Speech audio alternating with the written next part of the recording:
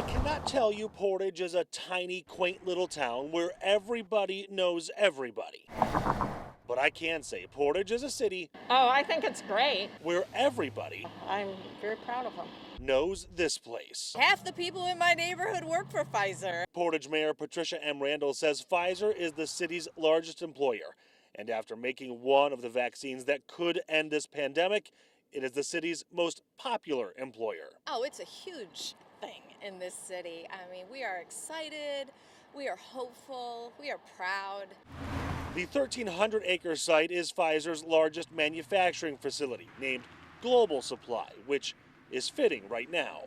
When you think about all the places in the world, in Africa and Iceland and Sweden, that this vaccine will go, it's just, it's beyond words. Maybe in scope, but not in excitement. Ask nearly anyone in Portage. Personally, I'm very excited, right? Because this is a path to freedom. And they are talking about Pfizer. Juan Ko has friends working on the vaccine, something that would normally take years. Can you imagine that it used to take years, and now you're talking about just a few months? So people has to work around the clock.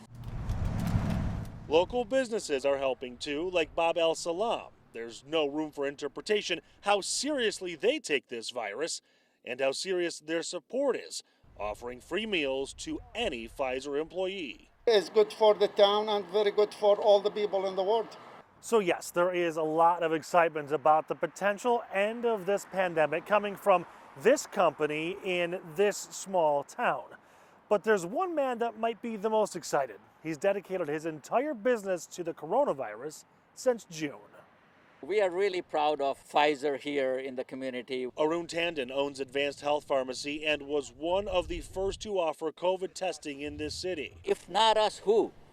If everybody goes behind the line and say, hey, we're afraid, then who is going to be doing it? When the testing had to expand, the building owner offered free space, free water, and free electricity to set it all up.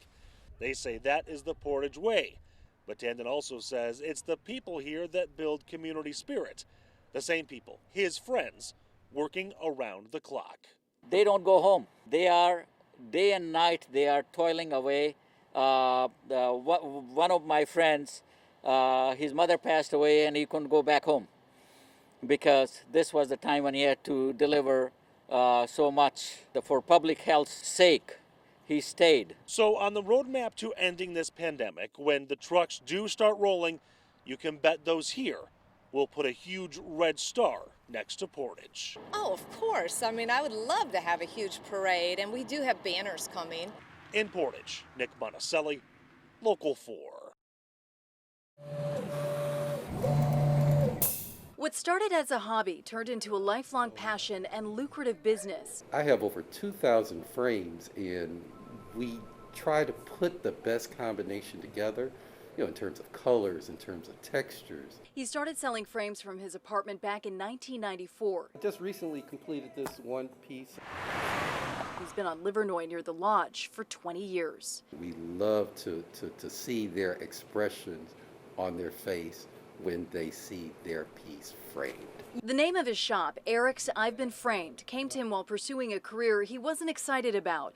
Eric wanted to follow in his father's footsteps and open his own business. One day, he jotted the name down on a piece of paper and gave it to his dad. He came back in about 2 weeks with business cards, and he said, "You're in business." So the logo that I have on my business card is from that little note that I wrote to my father that day. As a successful black business owner on Detroit's West Side, Eric says it's vital to support local shops. I get a lot of people from the area, from the neighborhood, and I have people that come from the burbs that come in and shop with us. And so that's important because we wanted the money to stay into the community. The 59-year-old father of 3 has advice for the next generation of black business owners trying to turn their dreams into a reality. Advise them to do your research because it's not an easy road, and I'll sit them down, I'll take time to talk to them because you never know who you're going to touch. On Detroit's West Side, I'm Priya Mann, Local 4. I think he's the greatest warrior I know. I've been here with him through the whole journey. For 3 years, 11-year-old Pedro Martinez spent weeks in and out of Children's Hospital of Michigan. Pedro's diagnosis is acute lymphocytic leukemia, and unfortunately he relapsed on chemotherapy, Ultimately leading to a bone marrow transplant from his own father, Juan. which is a very aggressive therapy. It requires kids to be in the hospital for months on end. He has been extremely courageous. You've been extremely brave. But today, Juan, Pedro, and Mom find themselves outside for good. Ringing this bell, signifying his treatment is over and time for the hugs to begin. It's moments like this that really bring us together and remind us of why we are here for our patients and families and this community.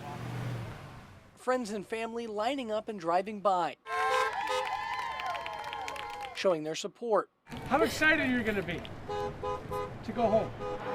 Really excited. 11-year-old Pedro didn't have much to say. That's okay, Pedro. The facial expression, even under a mask, speaks volumes to how you're doing. Are you good? Leaving Children's Hospital of Detroit, Nick Perot, Local 4.